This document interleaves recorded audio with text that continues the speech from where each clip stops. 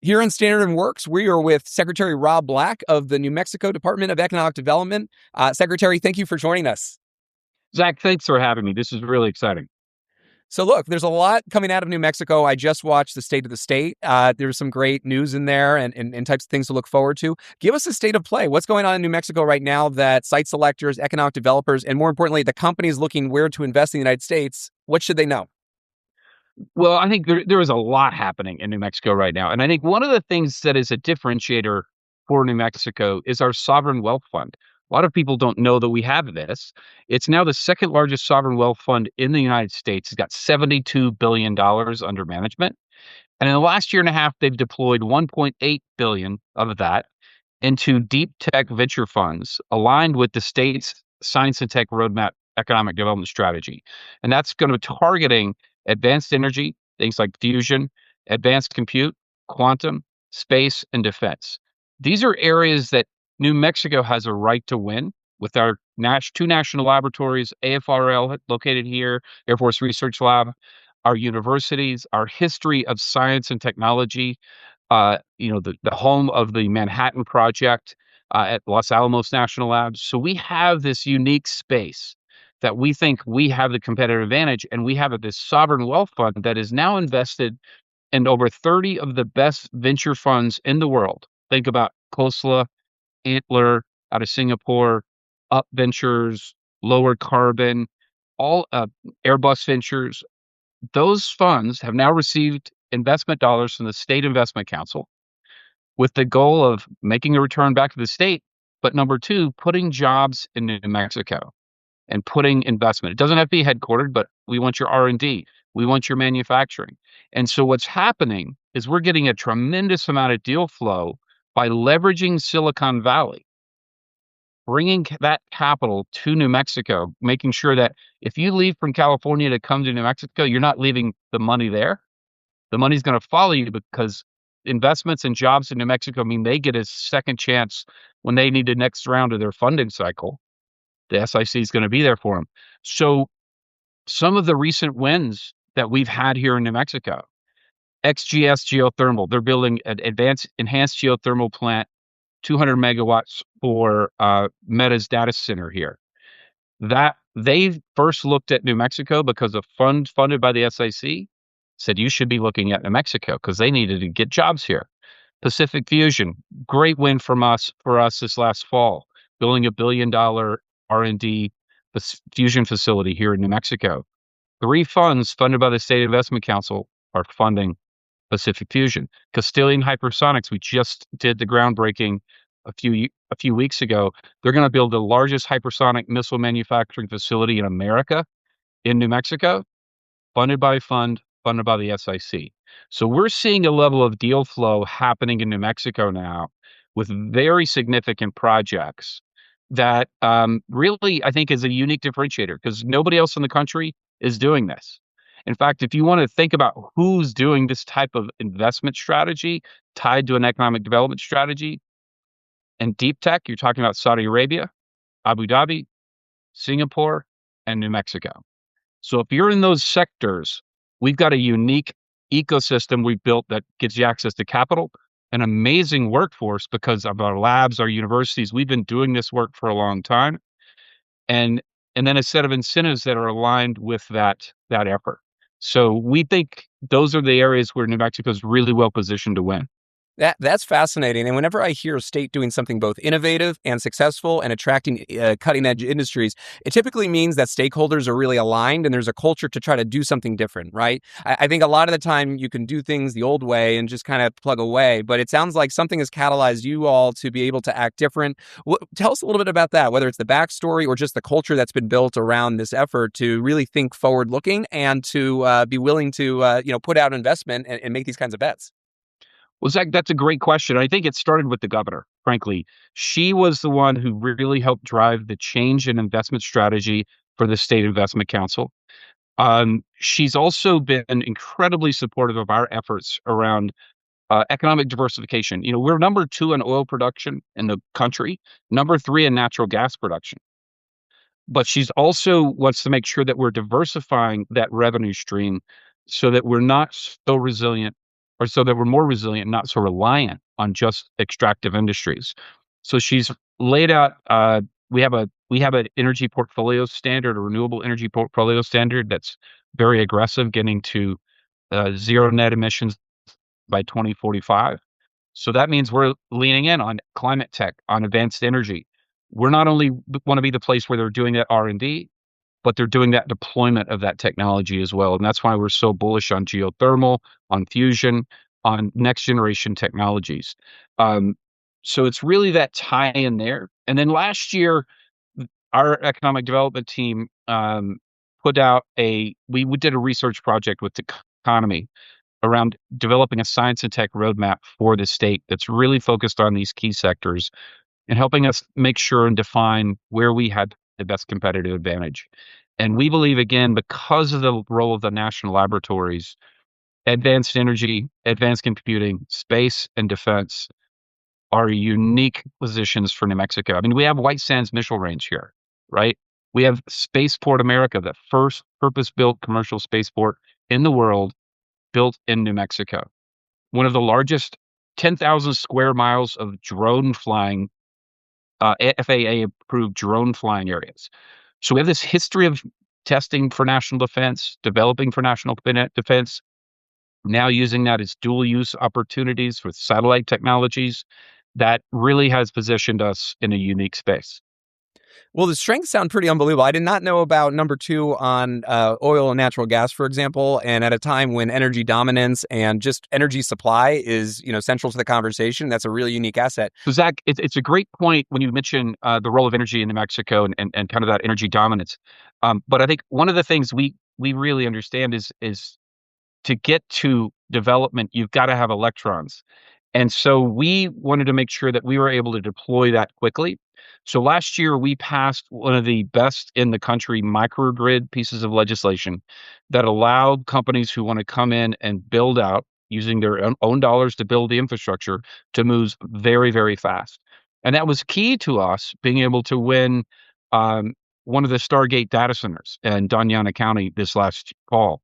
So speed to market. We also created a utility pre-deployment piece of legislation this last year, which allows me to certify a site as an economic development site. It allows for an expedited 6-month review through our Public Regulation Commission for utilities to pre-deploy electric infrastructure prior to the customer even being identified. So it allows us to reduce those timelines from years to months whenever we're trying to get someone to market. So with having the goods to compete, how are you changing the strategies to go out and actually compete? Is it through really the investment fund and the networks that you're building through that? What other ways are you helping try to get that message out? And I know the governor was at COP in Brazil, for example. Zach, I think part of how we are telling that story is frankly pretty grassroots. And it is through a lot of the work we're doing with our state investment council. Because those venture funds, those family funds, that is a fairly small group, and so they talk amongst themselves. And when you have some wins, like our partnership with Pacific Fusion, where you have the founders talking about they were able to go to first have contact with us in March of 2025. We were able to get them sites available, get them fully approved, help with funding through our state investment council, upzone their site, get them approved for environmental for working with tritium in 6 months. That's something that founders pay attention to. So I think I'm now flying around the country and the world with the venture funds that the State Investment Council is putting money into. I was in Kyoto in November with Airbus Ventures, meeting all of their portfolio companies, because Airbus Ventures wants to see some of their portfolio in New Mexico so that they can qualify for that next round of financing from the State Investment Council. I'm going out to Southern California in February with Up Ventures, Up Abundance, to do the same thing in Southern California. So we're doing really targeted areas with our VC partners, our State Investment Council, in those core sectors where New Mexico has that opportunity to win. Now, you've been at this a long time, previously at the New Mexico Chamber of Commerce. What have you seen change in economic development? Is it just me, or is the competition more fierce, or the stakes higher, or what do you see changing about this, this field that you've spent a lot of time in, but seems to have a lot of action going on right now? I think I think it's going to continue to evolve very quickly. In part, I think for the action in New Mexico, there's been a big pivot at the federal level. Where are federal dollars flowing? And I think we're uniquely positioned because of our workforce, our national labs to take advantage of federal dollars. And I think that those federal interventions have shifted, whether it was during the Biden administration or really a focus on clean energy, the current administration focus on AI, quantum fusion, defense. You're seeing more driven from the federal government, which is, depending on your perspective, good or bad for the economy. But if you want to win, I think you have to align yourself with where those investments are happening. The And other piece that yeah, go ahead. I was just going to say, and you seem to have the assets on a federal level, whether it's the national laboratories, whether it's the missile range, to have that investment kind of built into the package. I would think. We're very fortunate that we have a history of supporting our national defense and our energy policies and energy for the United States for 100 years. So we're well positioned for that. The other thing I think that is shifting is this idea around reshoring and nearshoring for economic resilience and national security. We have the fastest growing border region in Santa Teresa area, right with Mexico, that creates a very unique opportunity for reshoring. We are equidistant between Long Beach and Houston ports with great rail. We have Union Pacific's largest intermodal hub is in southern New Mexico, right at the border. So those logistics around the ability to reshore, nearshore with foreign trade zones, I think are creating some very new opportunities that we hadn't seen in the last few decades when it was much more focused on activities moving overseas. We're seeing it moving back, and we're trying to make sure we create a place for people to call home. It's incredible. And just on the competitive level, you mentioned the other states that you have to work with, of course, to, get to ports and things like that. I mean, do you think a lot about the competition, what other states are doing? Are there things that you're seeing that you're trying to adopt as a model in New Mexico? Or do you feel like you're focused on your strategy and just trying to plug away at it? How do you think about the competitive landscape? So I am a firm believer in R&D, rip off and duplicate. Hmm. And so where I've seen, good activity, whether it's the Florida Chamber of Commerce and some of the mapping they've done, the Tennessee has done a great job with their site selection work. We took those learnings and now have launched our own site readiness dashboard on our website where we're showing industrial sites availability, how quick to market. So I'm very much into learning and looking at what our best practices. But I think we're also uniquely competitive in different spaces like manufacturing. Our tax structure is uniquely positions New Mexico to win. We don't tax inventory, whether that's your products coming in for manufacturing or when you're holding them to sell. California, Arizona, New Mexico, or sorry, Texas, they all tax inventory. So there's these unique spaces we try to position ourselves to be that value add for our partners. Fantastic. And looking at 2026, a whole year ahead, where do you think we're going to end up at the end of the year? What are some things to look forward to? If you can kind of give us a sense, I know the pipeline is confidential till it all pops and you have a ribbon cutting, but what are some of the things that we should look forward to this year? So in New Mexico, one of the things that is unique, a lot of the states around the country are having financial problems. There's this fear of recession.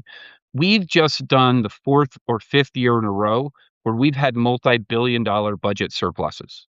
And so we're continuing to invest for market share.